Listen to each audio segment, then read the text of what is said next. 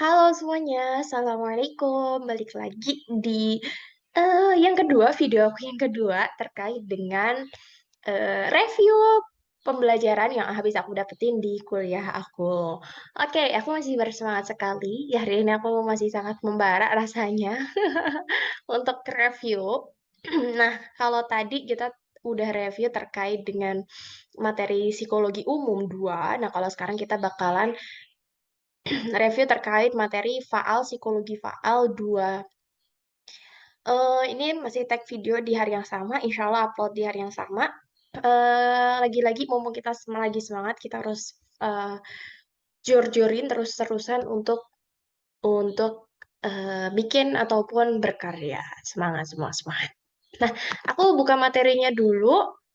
Jadi, insya Allah aku pengen review terkait dengan pengantar psikologi faal 2. Nah, memang di semester 1 kemarin aku udah belajar tentang psikologi faal, cuma bedanya ini faal 2 ini lebih detail nanti katanya akan dibahas.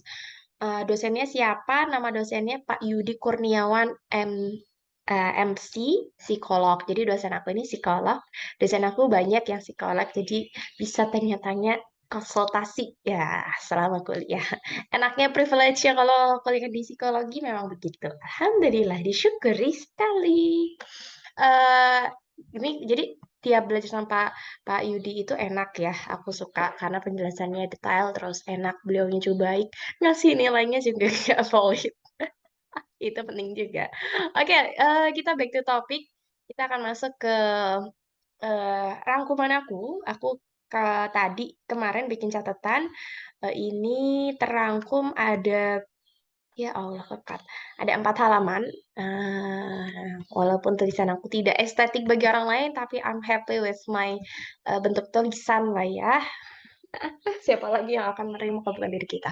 Oke, ya. eh Sebelumnya kita perlu sama-sama mempelajari eh, apa ya? Mind map-nya dulu nih. Jadi kalau enak tuh kan kalau belajar itu kita paham nih mind map-nya tuh gimana.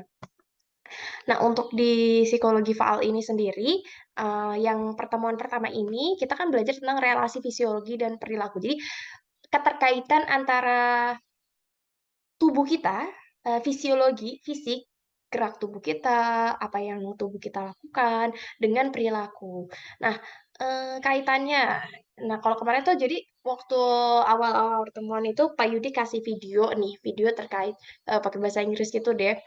Terus dibantu translate juga terkait dengan otak gitu kan. Apa yang terjadi dengan otak kita ketika kita berpikir sesuatu. Terus habis itu hormon atau pokoknya panjang gitu. Aku nggak begitu nangkep sebetulnya ya karena aku agak disambi dengan nyambut tamu gitu. Oke, back to topic. Terus ditanya sama beliau, boleh dong kasih contoh keterkaitan antara perilaku fisiologi dengan perilaku gitu kan. Sorry, fisiologi dengan psikis. Nah, kemarin waktu itu ditanya gitu kan.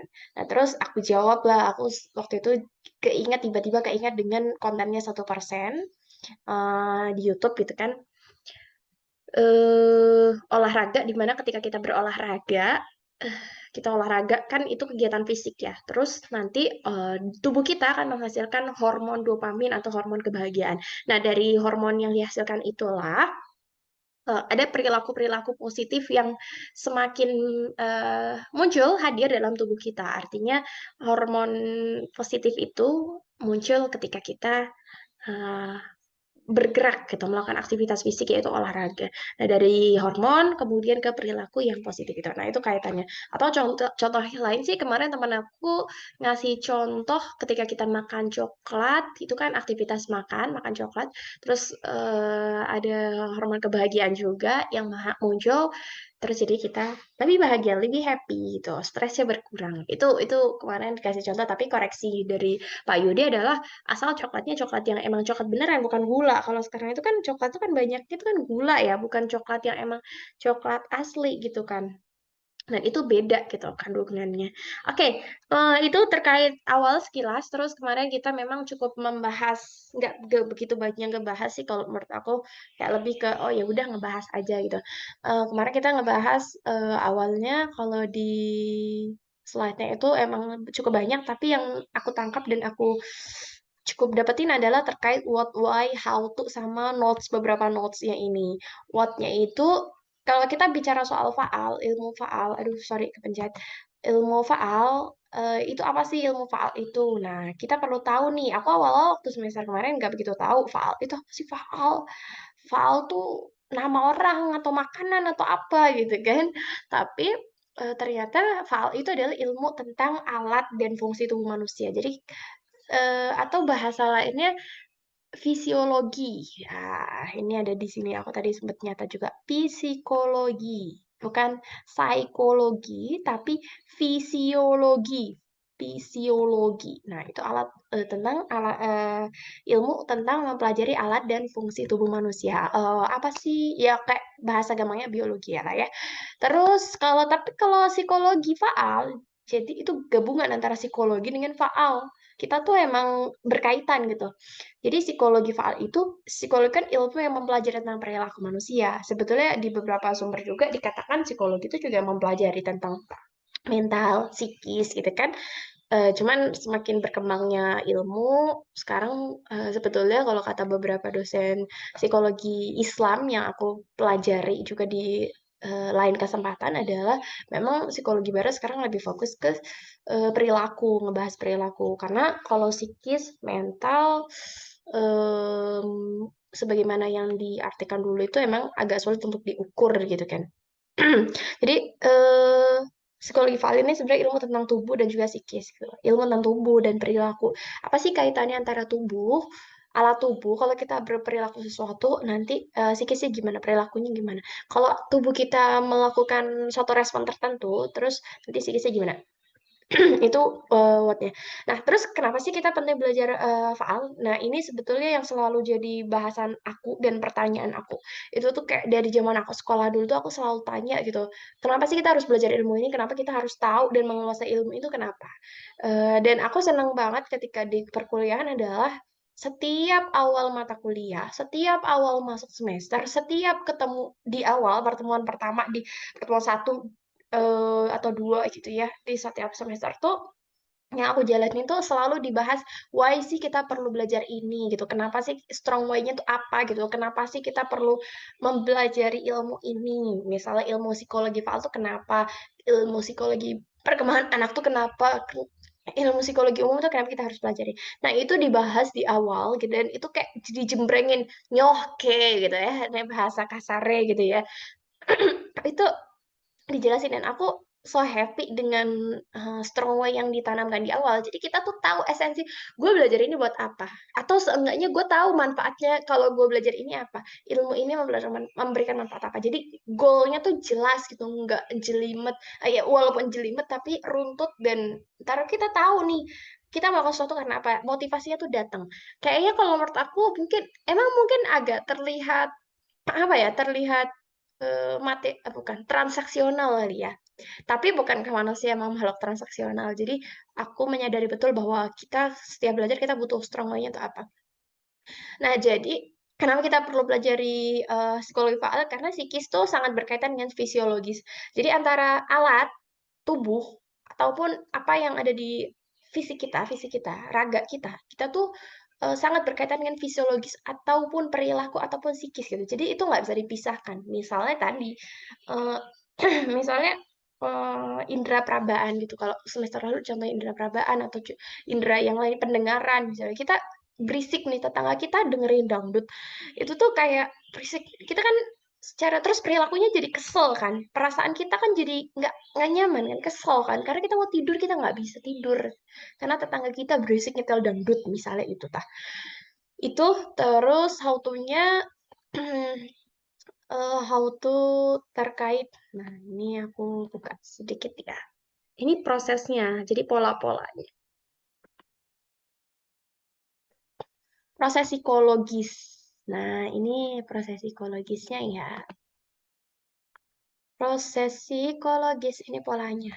Aku sengaja lebih fokusin ke resume aku karena aku akan lebih mengingat gitu. Kayak unik aja gitu kalau tulisan tangan. Proses psikologis itu Awalnya ini contohnya yang aku tulisin di sini dari kemarin aku jadi contoh. Misal nih Mbak Selma punya pacar dan berharap dinikahi pacarnya, katanya gitu. Tapi di sini aku tulisin wanita gitu kan. Tapi Pak Yudi kemarin kasih contohnya misal Mbak Selma gitu kan. Dan berharap berharap dia punya harapan, keyakinan, itu kan kognisi ya. Harapan, keyakinan, berpikir seperti hal tersebut, pikiran, belief, harapan. Jadi kognisi itu pikiran terkait belief dan juga harapan gitu kan. Misal Mas Selma berharap itu dinikahin, tapi ternyata enggak, misalnya. Nah, maka afeksi ataupun perasaan emosi yang muncul adalah emosi negatif, marah, kesal, dan lain-lain. Kemudian psikomotoriknya itu perilakunya itu misalnya mengutuk diri atau apapun gitu kan, atau move on, chill man, chill, cari aja yang lain gitu. Jadi tiga proses psikologis ini sih, kognisi, afeksi, dan psikomotorik afeksi sorry awalnya kognisi afeksi psikomotorik. Jadi kalau dibentuk polanya pertama adalah dari sisi kognisi dulu nih. Kognisi ini kan pikiran terkait dengan perasaan dan juga belief gitu, perasaan, keyakinan. Nah, ada pikiran perasaan itu kemudian berkembang ke afeksi, emosi apa yang muncul, apakah negatif atau positif. Kemudian berkembang ke psikomotorik atau perilaku. Perilakunya apa nih? Perilaku gitu. Itu penjelasannya, terus itu how to-nya ya. Terus notes-nya juga, tambahannya juga dibahas juga tentang perilaku. Jadi perilaku itu didasari dari tiga hal. Jadi misalnya ini kan tadi kita nggak bahas psikomotorik atau perilaku. Nah, kalau kita bicara perilaku juga, sebetulnya perilaku itu adalah hasil dari interaksi tiga faktor. Ada tiga faktor. Aku nggak lihat ya, makanya aku mungkin ngomongnya agak gini ya. Tiga faktor ini yang pertama adalah genetik, yang kedua adalah eh, apa? Kalau pokoknya yang ketiga persepsi, yang kedua hmm, aku lupa, pengalaman. Pengalaman. Jadi kalau kita melihat atau menelusuri perilaku seseorang, kita nggak boleh kayak, ih kok dia gitu sih gitu. Padahal kan sebetulnya di balik perilaku seseorang itu selalu ada tiga hal itu, yaitu genetik, yang kedua adalah pengalaman, yang ketiga adalah persepsi yang dimiliki. Jadi genetik tuh maksudnya ya kapasitas genetik. Contohnya adalah takut gelap gitu. Kenapa sih kita tuh takut gelap? Karena memang dari teori evolusi sendiri, memang dulu tuh di gua itu kan ancaman gitu ya. Jadi kalau di hutan-hutan kita melihat kegelapan itu adalah tanda ancaman dan kita takut dengan itu. Itu secara alam bawah sadar dan itu diturunkan. Itu sih sebetulnya simple ya materinya terkait dengan what-nya, how to, why, terus how to teori apa psikologis itu terbentuk, hmm, proses psikologis itu terbentuk yang dibagi jadi tiga, apa namanya, kognisi, afeksi, dan juga psikomotorik itu sih. Terus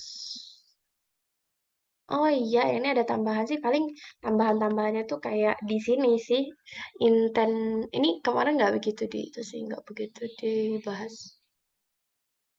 Kayak kognitif, ya itu yang tadi proses otak kita berpikir.